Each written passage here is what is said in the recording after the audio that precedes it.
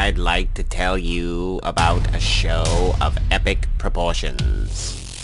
I prefer me some magic when I'm trying to get in and out of houses undetected. I prefer me some magic. A show where the boundaries are pushed. I like spam. Is there something wrong with that? No, nothing at all. If you I'll- prefer meat with jelly on top of it, go right ahead. I'd like to tell you about that show, but that is not this show. This show is the Fortean Slip, with host Chris York. I have a tendency to go to dark places with my humor. It is what it is. It's not going to change anytime soon. Co-host Steve Alcorn. It was so earth-shaking and mind-blowing that even John Teeter in the future knows about it. And reoccurring, ever-present special guest, Matt Knapp. Yeah, somebody should have put out like a giant bug zapper and just ended that whole Mothman debacle. A show that lacks taste, a filter, and listeners. Are you listening? Are you like hearing the fucking fart? Yeah, You're not just smelling it, you're hearing not the shit. just smelling. Audible as well. That would be something else. Whoa! But You well, have I do. parts that you can't tell if it was you or not. Well, yeah, because What you are about to hear may be offensive, but we don't really give a fuck.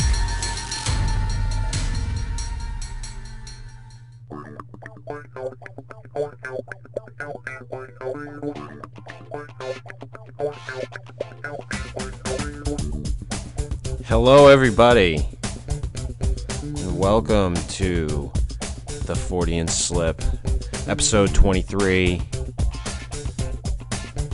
Rick Dyer's traveling stuffed animal thing. Bigfoot? I doubt it.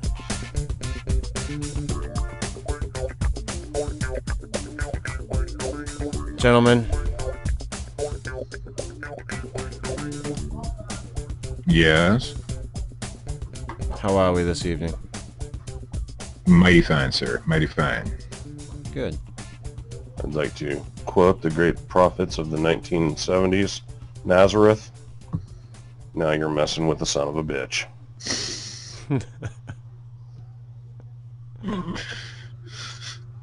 Okay. That's right. Oh, God. Guns hot, fellas. Guns hot. Yeah, so Rick Dyer is at it yet again. Who? Rick Dyer.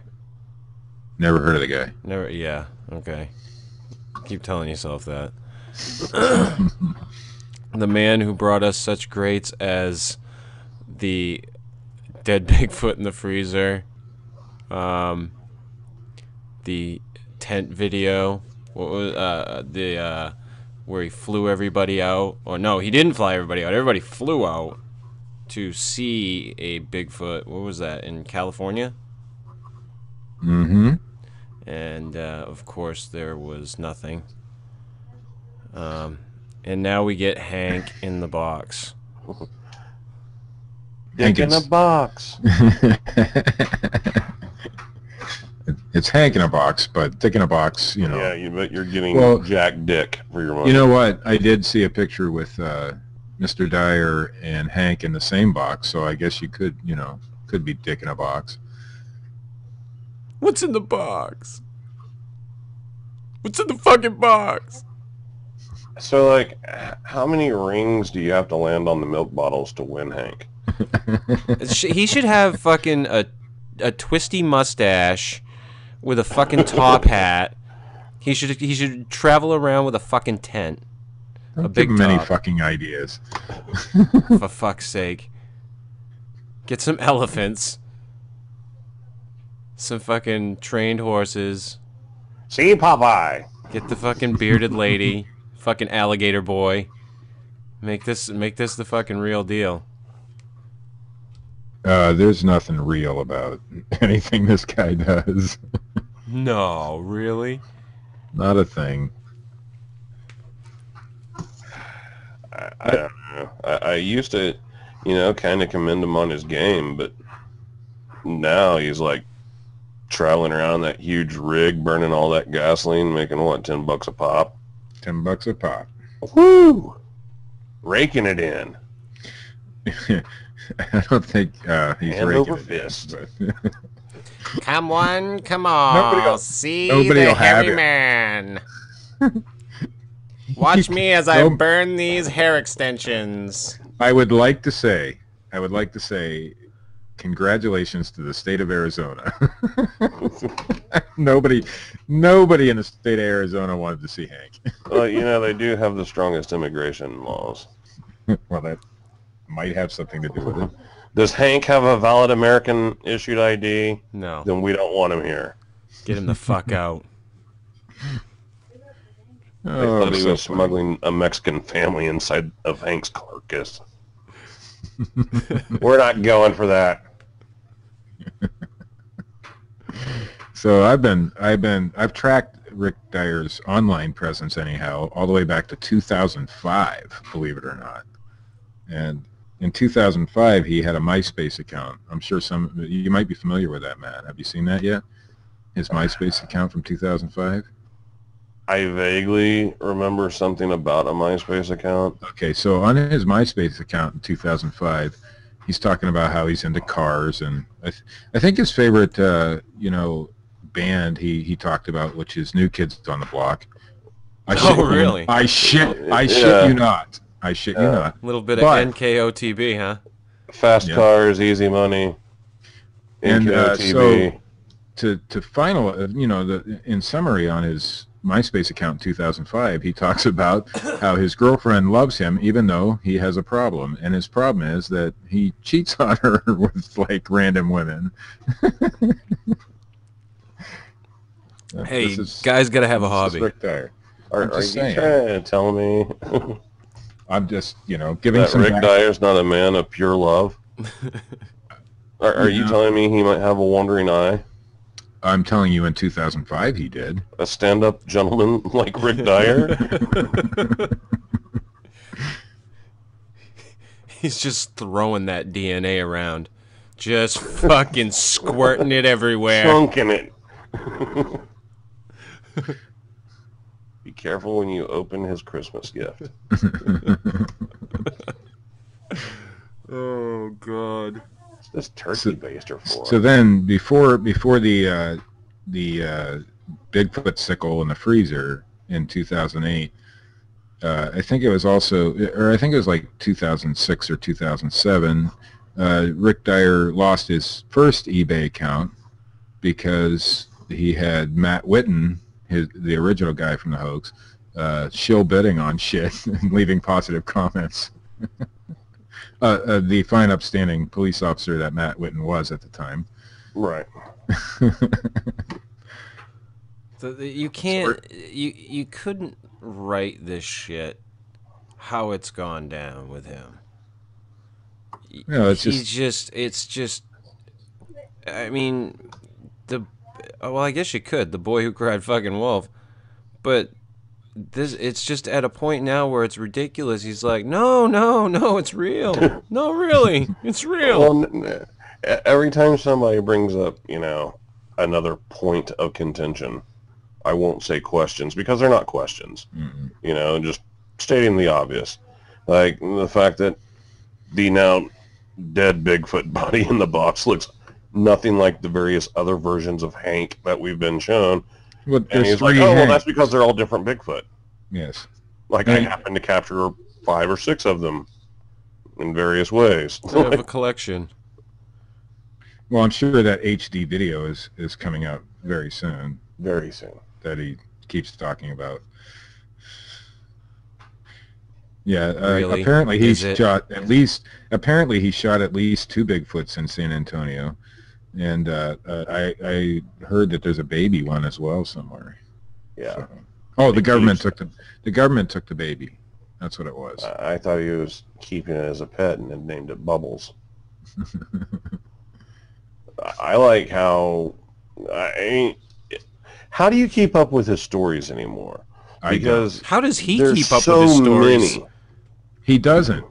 Here's the thing. In 2008, when they did I would say the original Bigfoot hoax, although who knows if they tried something before that, but he said when they finally got busted, he said, we told 10 different stories. Why did anybody believe us? Well, that's the same thing he's doing now, except it's way more than 10 by now, you know? Was like Ivan Marks his grandfather or something? It is quite a good possibility. Well, the Georgia hoax just recently on a radio interview changed to the Tennessee hoax. Did it? Yeah, whenever he went on that KISS FM radio station in Oh, Amarillo, yeah.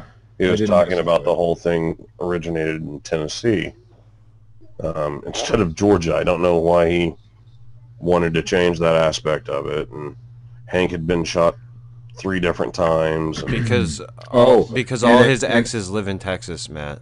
That's why he hangs his hat in Tennessee. Literally in one sentence, the DJ asked him about the bullet wounds on Hank. If you could see the bullet wounds, and the ones that he should have in his fucking temple. In one sentence, Rick Dyer said, "No, you can't see them." To "Yes, they're there." But I seen somewhere else that Rick Dyer said, and I didn't get a chance to listen to it. I seen it today. It's on Racer X's blog. I don't remember what it's called right now. Randy Filipovic's blog. But Rick Dyer, in a radio interview in Pittsburgh, said that Hank regenerated in front of him. After he died, of course. The bullet wounds healed themselves. That's why you can't see them. It's magic. It's amazing. He's Wolverine. So now not only claws that come out of the Bigfoot's hands. Not only can Bigfoot cloak and use infrasound, but now they can regenerate. I like that. What really disheartened me was someone who is taken somewhat seriously in this community went and saw the Bigfoot body lately while it was in Paris, Texas. Talking, of course, about Craig Woolheater, who's now like promoting the damn thing. Well, I read that article today, and he never actually said that he believed. Oh, come on, Steve. Don't start kissing No. Here's where I'm going. Hold on, I'm going somewhere. He knows it's bullshit and won't say it. Of course he does. Why won't he say it? Also, because he wants hits on his blog. Exactly. That's why. He said, I don't remember which group it was in, but he said, might have been the coalition group, I don't remember, but he said, this is my income. This is how I make my money. So he openly admits that's, he's not going to say it's fake, but he said the possibility of it being real is not probable. But I have to agree with Craig on one point. Rick Dyer can be a nice guy, but well, he's so not are all other or anything. No, I've talked to Rick Dyer myself. I mean, on the phone, and I've had conversations with him on Facebook and whatnot. And yeah, he can be a super nice guy, but that's what con men are. But I don't think it would break the bank for Craig Woolheater and just ruin his income status if he said, yeah, it's bullshit. I went and saw it in person. It's definitely bullshit.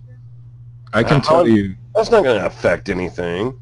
There's too many people in the community who take that fucking stance, who take that stance of, oh, well, so often I hear people just take that middle of the road, on the fence stance with shit that comes out. And it's not just this, it's other stuff too. Right. Well, then a lot of people. Because then we get into fucking Dr. Johnson and his horse shit. But it's all because they're afraid. That other people. They're afraid that it might come out as true. What if the body is real? It isn't. It's not fucking. Oh, but what if it is, Steve? There's that slight minuscule chance that maybe he's had the body this whole time and this isn't it, but he's actually got one, or it's that whole thing. Like, if Craig was telling the truth about having seen a Bigfoot, here it is. Is this what you saw? Yes or no? Is this a real Bigfoot? Yes or no? I mean, come on. I can look at pictures and tell you that's a complete fake. Well, I don't need to see it in person. I think he got it. I think he made it at Build-A-Bear. Build-A-Bear looks more realistic than that. I was going to say the same thing. At least Build-A-Bear has the plastic eyes and stuff. I've seen Build-A-Bear. I mean, if I'm going to build a Sasquatch, I'm going to dress it up in the Darth Vader outfit. And if you want to maintain that integrity and being, a neutral journalist and all that, that's fine. But not when it comes to Dyer. Sorry. All bets are off. I mean, because Dyer wouldn't hesitate in going on record and publicly saying somebody's a rapist and a child molester and making all kinds of made-up accusations about people. A cocksucker. Across the line. He called me a cocksucker. For what? I don't remember. Like, Dyer doesn't mind pulling punches like that, so screw having, baby gloves with Dyer. No. Yeah, I'm kind of at that point now. I did talk to him a lot when, because when he first released the tent video, he didn't release it under his own name. He released it under Dan Morgan, which is a fictional character.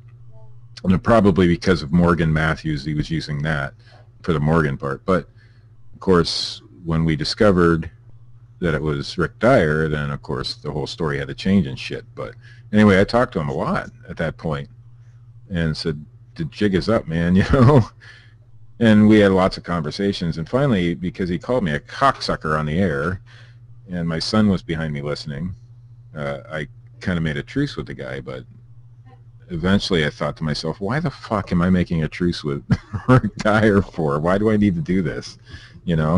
So, yeah, that's kind of over with. Because he wouldn't care. And after that, he even, went off on me a couple times. Come on, see shit. Lobster Boy. It just bothers me. I don't know how you can... Okay, no, he didn't flat out say that, yeah, I believe him, it's the real deal. But how can you honestly look at that thing and say, okay, well, you know what? I don't know for a fact that it's not real. Yes, you do. Well, apparently Lyle Blackburn went with him. He was there as well. I want to know what Lyle Blackburn has to say about it. Now, he could very well take the same stance, and I hope he doesn't. But I want to know. This whole thing is making me miss Tom Biscardi. And I want to know what a homeless man thinks. Because that's about what all the fucking opinions amount to. Right, but... That is how it started, actually. Well, yeah. 2009, the 911 call to San Antonio 911 is how that started. That's where Rick got the idea to go to San Antonio, anyhow. I think, actually, Rick lived in San Antonio at the time. Are we sure? Oh, and it was... Yeah, I'm pretty sure because I have that information, too, but... You're just privy to all kinds of information, aren't you? No, it's called knowing how to dig. I got stuff on Dyer that hasn't come out, but I'm not. It doesn't. Release it right now. Release it. Give us something. Come on, give us a fucking gem there, It doesn't Steve. have anything. Right doesn't have anything to do with what's going on now. Like the illegal importation of Volkswagen Beetles from Mexico to the United States and things of that nature. Allegedly. Those kinds of things. No. No. Admittedly. Wow. Oh yeah.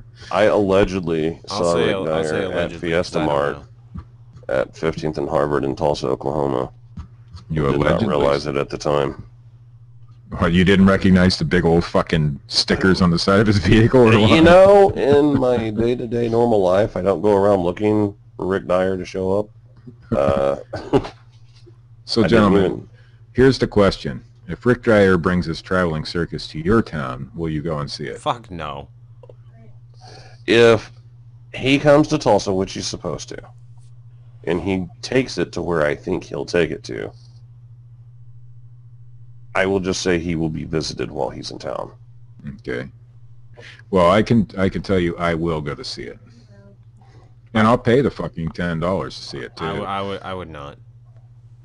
I would not give him the fucking money. But I don't know that he'd let me. I don't know that he'd let me in. But I would go. But he doesn't have to let me in. I'll take somebody else that he will because he wouldn't know who they were. It's a fucking fake Bigfoot. What the fuck do I want to go see a fake Bigfoot for? Wow. You're not even allowed to take cameras in with you. It's like a fucking... Well, the reason you go, Chris, is so that, hey, I did see this piece of shit, and because all I got the was thing this he lousy uses... fucking, what is it, a hat? Ball cap. Yeah. They'll give you a free hat if you're nice to them. Go A ball fuck cap yourself. that if you wear... A ball cap that if you wear in the Bigfoot community, nobody will respect you ever again. Actually, You want one of those was ball asked to be caps? on a guest on his show last night, and Right. as you guys know, I've been sick. I heard you did something last night, though. I did. Yeah, you I woke fuck. up I and it listened was- to a portion of the show. Let me Yeah, tell my listen to- story. All right, Well, I go listened to on. the first whole hour and no Matt nap, and I'm like, fuck this shit. No, Good I show, was by the sick way. and I was asleep, and I woke up and it was like there was like 20 minutes of their show left, and I was like, I don't want to be a total jackass, so I'm just gonna call and apologize on air, so it's in my lap and not theirs. Just trying to do the right thing. So I call into the show, and as I'm sitting there waiting to go on, I hear them, and they're ranting and raving about Rick Dyer. And, this is a scam, it's all bullshit, yada, yada. So then, the host says, hey, we've got a caller on the line, blah, blah, blah. Hello, caller from 918, you're on. And I say, yeah, this is Rick Dyer. And I start going off on these guys, and they don't know that it's not Rick Dyer. They've never heard me before. Like they don't know me. And I'm sick anyways. And just, I only did it for a few seconds just to get it out there. I thought it was pretty funny.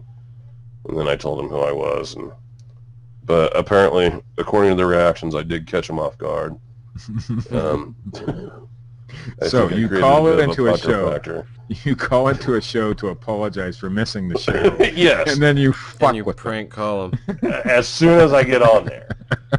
Like, a couple guys I've never talked to before in my life. Let's I screw want with you to them. know that. I waited in the chat room and listened to that show for an hour. And to prove that Wait I and see if listened, he'd come and to on. prove that I listened to the show, What were you, guess 74398? no. Okay. They did not have a clue as to what you were talking about with DNA in the footprint. Well, the one guy kind of did. He kind of did, but they did not get it. It's like, how can you not understand that DNA would be left behind by a bare foot? Right. With skin cells anyway, something. Right. Skin cells are pretty decent contributors for DNA, I think.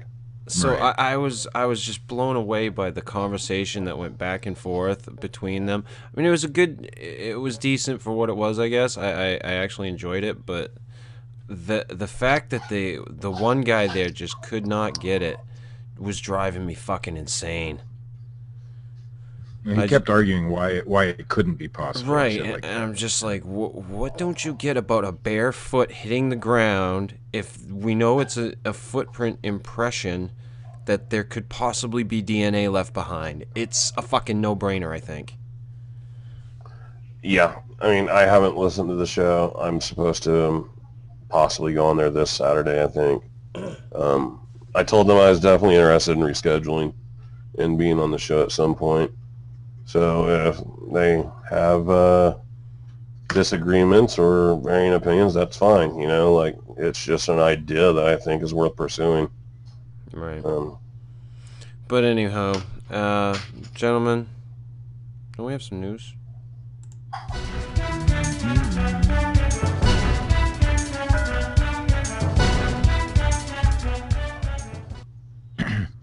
From CNN.com, the same news source that originally ran the Rick Dyer story in 2008. Human lung made in a lab for the first time. For the first time, scientists have created human lungs in a lab, an exciting step forward in regenerative medicine. Hear that, Matt? But in Smoke up. Bigfoot's been doing it for years. But an advance that likely won't help patients for many years. Awesome. It's so darn cool, said Joan Nichols, We a found a cure for researcher. cancer, but you guys can't have it.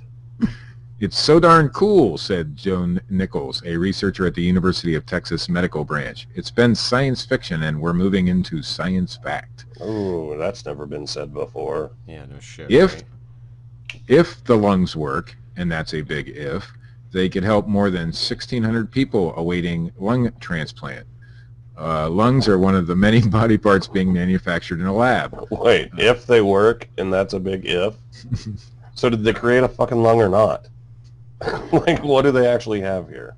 We created sacks of skin. Lungs are one of the many body parts being manufactured in the lab. Some parts, such as tracheas and livers, are even further along. Whole organ engineering is going to work as a solution to the organ donor shortage, said Dr. Stephen Badulak. Badulak? Yeah, sure. Deputy Director of the McGowan Institute for Regenerative Medicine at the University of Pittsburgh. The researchers in Galveston, Texas, started with lungs from 2 children who died from trauma, most likely a car accident, Nichols said. Their lungs were too damaged to be used for transplantation, but they did have some healthy tissue. They took one of the lungs and stripped away nearly everything, leaving Poured some a Miracle scaffolding. Grow on it, and poof.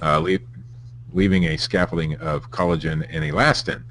The scientists then took cells from the other lung and put them on the scaffolding. They immersed the structure in a large chamber filled with a liquid resembling Kool-Aid. Nichols said, Purple drink! which Throw that provided shit in some nutrients, purple drink, it'll grow. which provided nutrients for the cells to grow. After about 4 weeks, an engineered human lung emerged. Repeating the process, they created another lung from 2 other children who died. The lab-made lungs look very much like the real thing, Nichols says, just pinker and softer and less dense. Nichols said she thinks it will be another 12 years or so until they'll be ready to try using these lungs for transplant. Wow. Yeah. Didn't they make a movie about that? From the daily.com, thedaily.com, called A Perk of Living in a Small Country. When you ask the Prime Minister whether he's secretly a reptilian from another planet, he may actually take the time to answer. That was the hardball question included in an Official Information Act, or OIA, request that New Zealand PM John Key found himself addressing in comments to the national press this week. He adamantly denied the charge that he was part of an extraterrestrial conspiracy. To the best of my knowledge, no, Key said. I've taken the unusual step of not only seeking a doctor, but a vet. And then in Rob Ford style, he said, "No, I didn't ask her to eat her pussy. I got plenty to eat at home." I've taken the unusual step of not only seeing a doctor, but a vet, and both have confirmed I'm not a reptile. According to Dr. Melba Ketchum, he's actually a hybrid. Oh, I've never been in a spaceship, never been in outer space, and my tongue's not overly long either. You know, that's both silly and also somewhat suspicious. Like, why would you go to all that for that question? Methinks he protests too much. Auckland's Shane Warbrook was the man who submitted the request to Key's office. The form demanded, as well as data for Warbrook's UFO research, any evidence to disprove the theory that Mr. John Key is in fact a David Icke-style shape-shifting reptilian alien ushering humanity towards enslavement. Icke is a British author who contests the Babylonian Brotherhood of reptilian humanoids has infiltrated the highest levels of government and industry worldwide, suspending the rest of us in an illusory dream world. Officially, Key's chief of staff denied Warbrook's request, given that the document alleged to contain the information requested does not exist or cannot be found. So it's nice that the New Zealand National Party's leader got around to refuting the claim, even if that's exactly what a reptilian would do.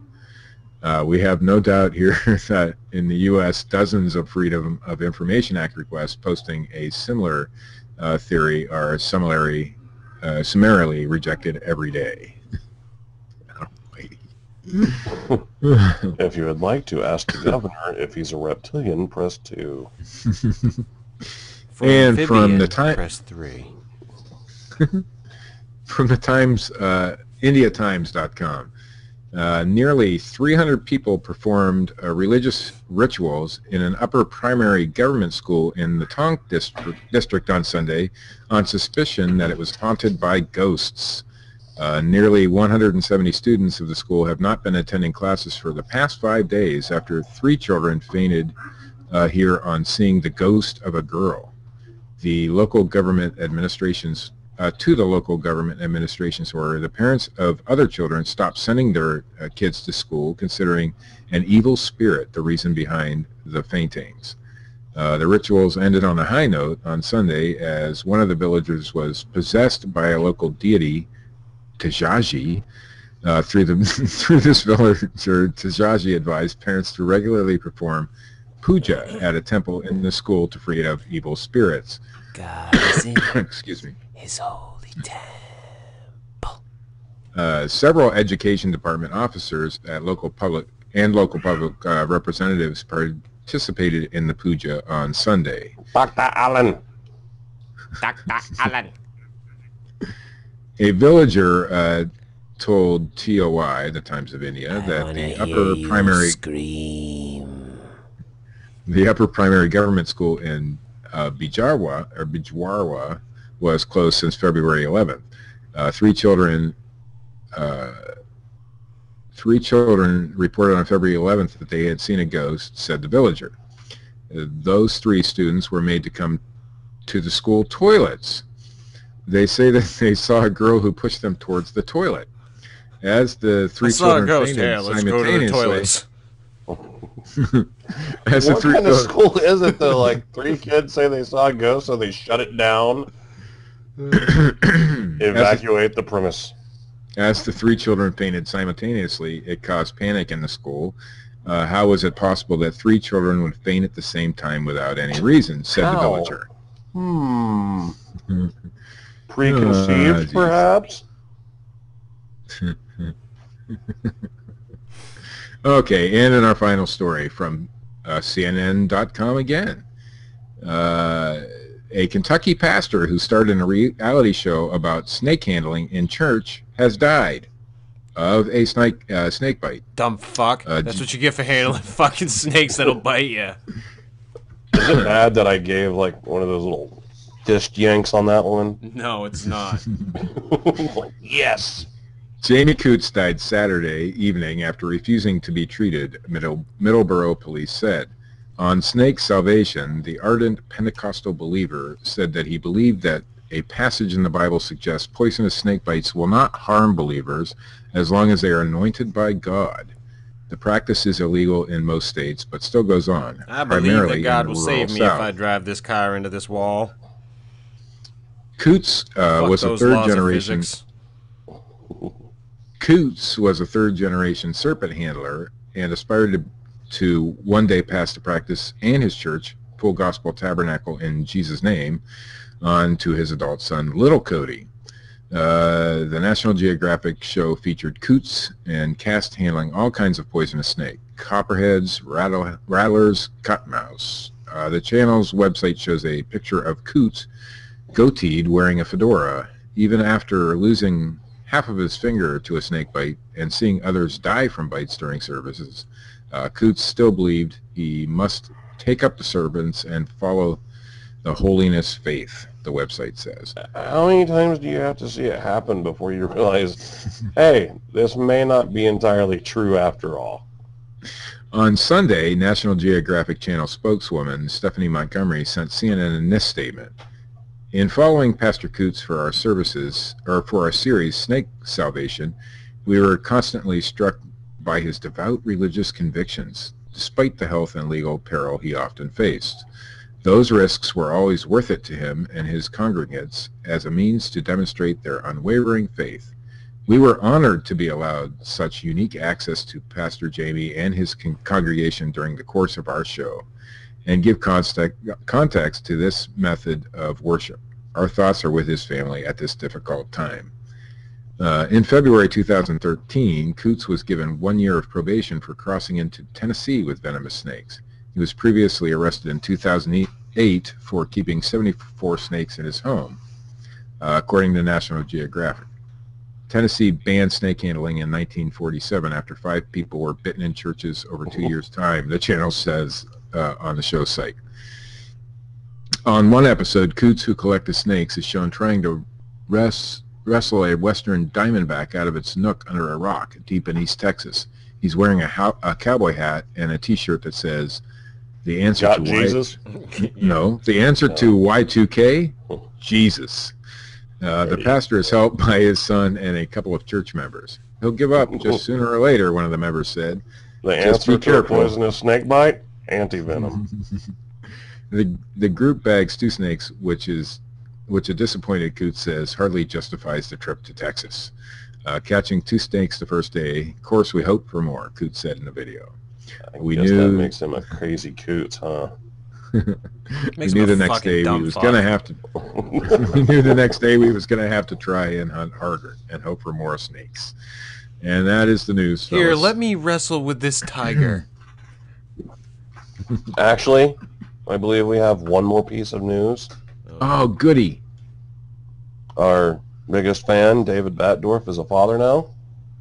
Yippee! Yes. I tried to get David to name the baby Bo Duke Batdorf, but he ignored that. Well, I wonder why. congratulations. Welcome to it. Yes. Sorry, kid. I mean, congratulations. Yeah. Have fun with that. Oh, I have one more piece of news. What the fuck now? We just did the one more piece. I know. Well, a second one more. Does that make it Okay. 2 more? We have one. Count him. One devoted follower. We just Melinda talked about our in devoted Pittsburgh. follower, David Batdorf. No, the other one. Oh. Now we have 2. I don't have to make my mom listen anymore. Okay. Okay.